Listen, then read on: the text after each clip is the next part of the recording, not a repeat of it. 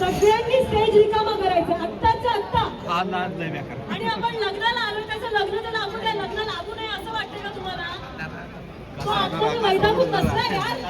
Please थोडा वेळ करा प्लीज. मी तुमच्याला नमस्कार करते तुम्हाला प्लीज सांगते प्लीज.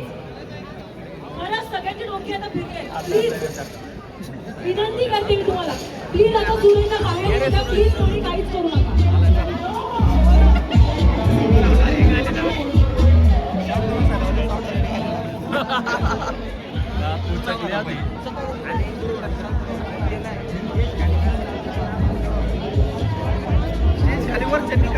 मग काय यांना कसं फॅमिली बोलावर बाकी बाहेर पाठवत सरी शांत होते सगळे.